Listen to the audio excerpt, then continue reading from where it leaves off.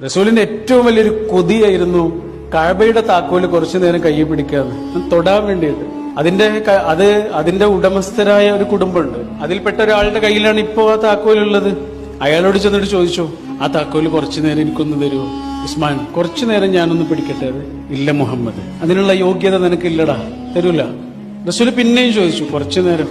തൊടാനാണ്, അള്ളാഹുവിന്റെ ഭവനമാണ്, ആദി പ്രവാചകന്മാർ കടന്നുപോയ പാതകള്, അവർ പണിത വീട്, അതിന്റെ താക്കോലല്ലേ, കുറച്ചു നേരം ഞാനൊന്ന് പിടിക്കട്ടെ. തരൂല മുഹമ്മദേ, നിനക്കതിനുള്ള യോഗ്യത ഇല്ലടാ. ആടുമേച്ച് നടന്ന ഒരുത്തൻ, ഇടയബാലനായി കടന്നുപോയ ഒരുത്തൻ ഇപ്പൊ എന്റെ അടുത്ത് വന്നിട്ട് താക്കോല് ചോദിക്കുക, തരൂല.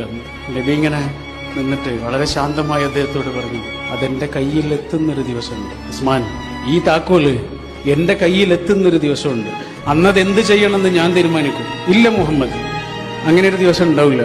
അങ്ങനെ ഒരു ദിവസം എങ്ങാനും ഉണ്ടായാൽ അത് അറേബ്യയുടെയും ഖുറൈശികളുടെയും അവസാനമായിരിക്കും.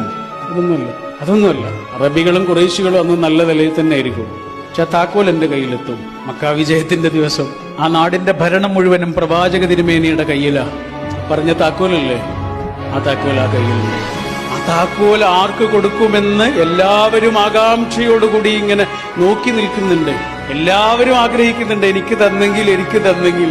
അലി റളിയല്ലാഹു അൻഹു ഒക്കെ പരസ്യമായിട്ട് തന്നെ പറഞ്ഞു, പ്രവാചകരെ എനിക്ക് തരുമോ? റസൂലിന്റെ ഏറ്റവും വലിയൊരു